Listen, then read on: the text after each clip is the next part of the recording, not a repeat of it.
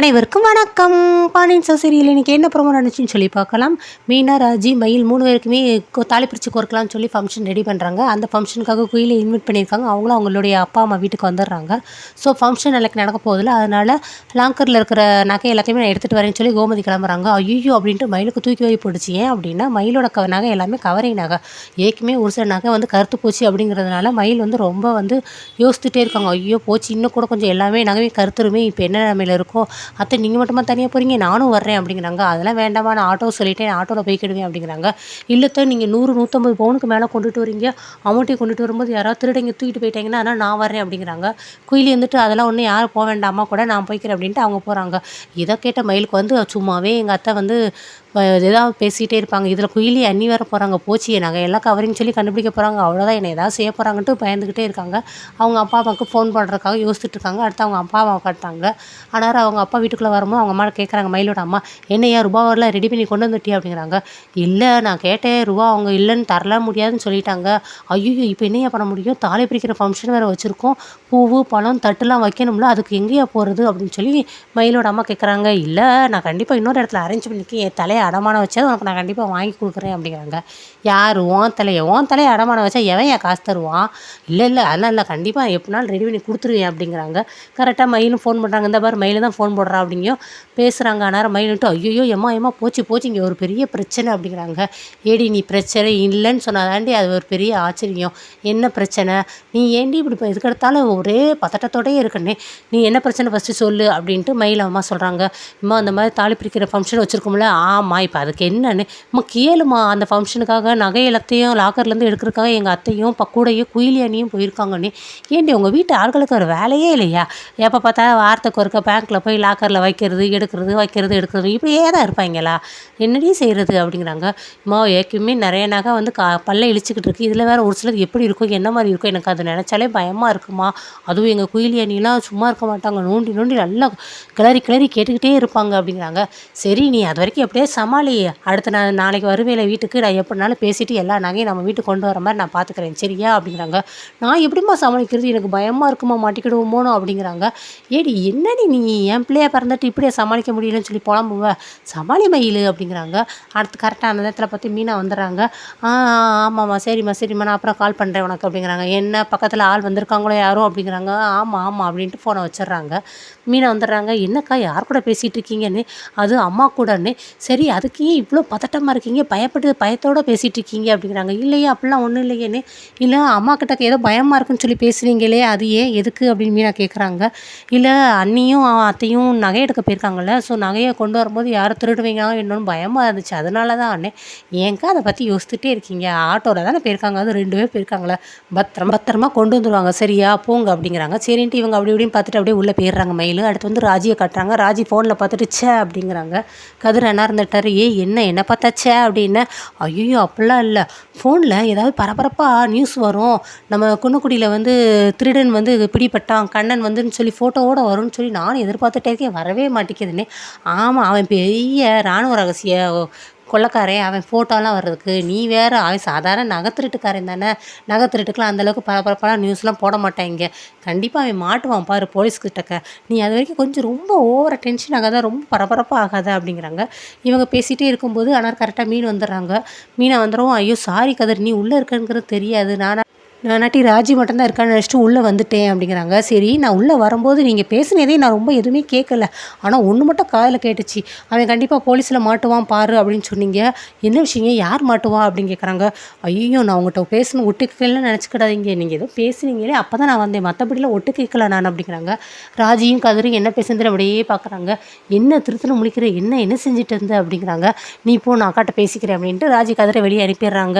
என்ன ராஜி என்ன செஞ்சேன், நேற்று எதுவும் சம்பவம் நடந்துச்சு அப்படிங்கிறாங்க. ஆமாக்கா நீ என்னடி என்ன சம்பவம் அப்படின்னு கேட்குறாங்க.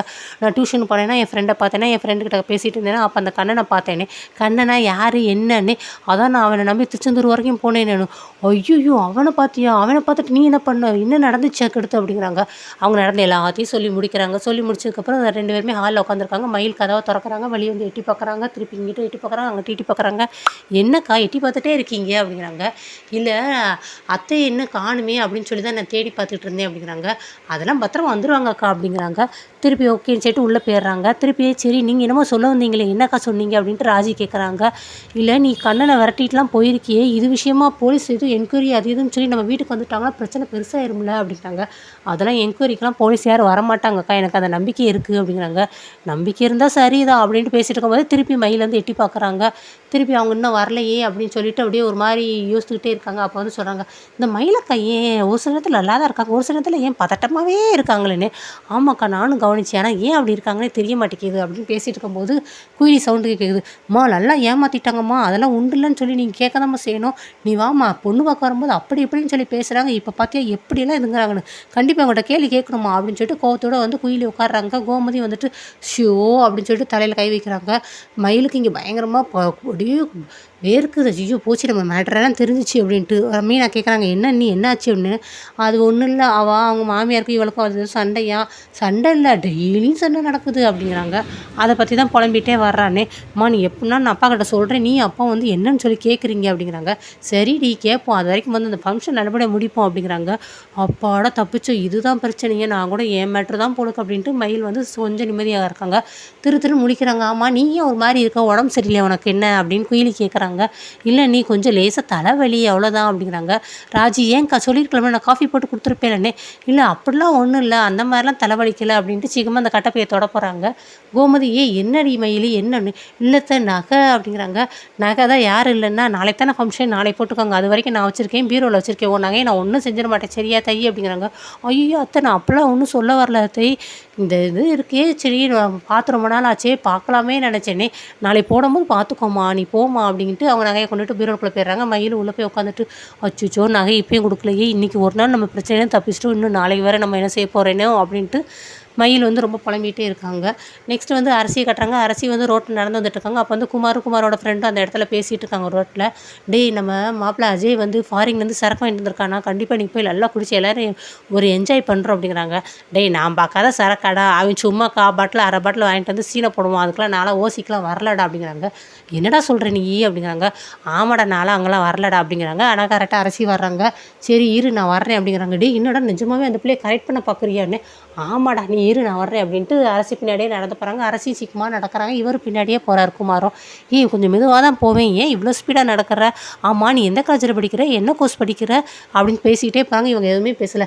சரி ஏன் என் கூட பேச மாட்டேங்கிற, நான் எவ்வளோ தூரம் உங்க கூட பேசிக்கிட்டே வர்றேன், நம்ம 2 பேர் வீட்டுக்குள்ளே சண்டை தான் இருந்தாலும் எங்கள் அப்பா தான் உங்ககிட்ட பேச சொன்னாங்க அப்படின்னு திருப்பி அரசியும் திரு முழிக்கிறாங்க. ஆமாம் உங்கள் அண்ணே உங்கள் அண்ணி ராஜி உங்கள் அம்மா கோமதி இவங்க எல்லாருமே எங்கள் அப்பா தான் ஹாஸ்பிட்டலேருந்து பார்க்க வந்தாங்களே, அப்போ தான் எங்கள் அப்பா தான் சொன்னாங்க, டே பெருசுக்கு நாங்கள் தான் சண்டை போட்டிருக்கோம், சின்ன சிறுசுக்கு நீங்கள் பேச வேண்டியதானடா அப்படின்ட்டு, அதனால தான் உங்ககிட்ட நான் பேச வந்தேன் அப்படின்னு சொல்லிட்டு.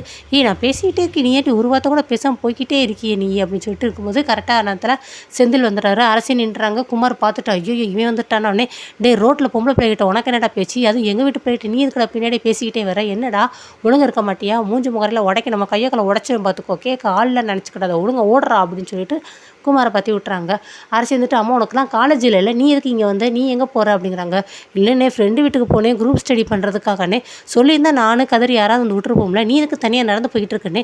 அண்ணா நான் என்னென்ன பண்ணேன், அவன் தான் வந்து ஏதோ தேவையில்லாமல் வந்து பேசிக்கிட்டு இருந்தான், அதுக்கு என்ன போட்டு வையிற நீ அப்படிங்கிறாங்க.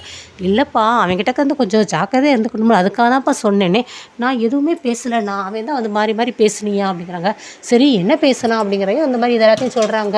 அவன் தான் நீ என்ன காலேஜ் என்ன கோர்ஸ்னு படிக்கிறான், அதெல்லாம் அதுக்கு அவன் கேட்குறானே தெரியலையே, அதை தான் அவன் பேசிட்டு வந்தான், அப்புறமா நீ என்ன என் கூட பேசவே மாட்டேங்கிறேன்னு இப்படிலாம் அவன் தானே சொன்னனே, சரிப்பா அவன் கூடலாம் எதுவும் பேச வேண்டாம், நானும் அப்பெல்லாம் ஒன்றுமே பேச மாட்டேனா அப்படின்னு சொல்லி அரசி சொல்கிறாங்க. சரி வா நான் போய் உன்னை போய் விட்டுறேன் அப்படின்னு சொல்லவும் இவங்களும் பைக்கில் ஏறி உட்காந்துடுறாங்க.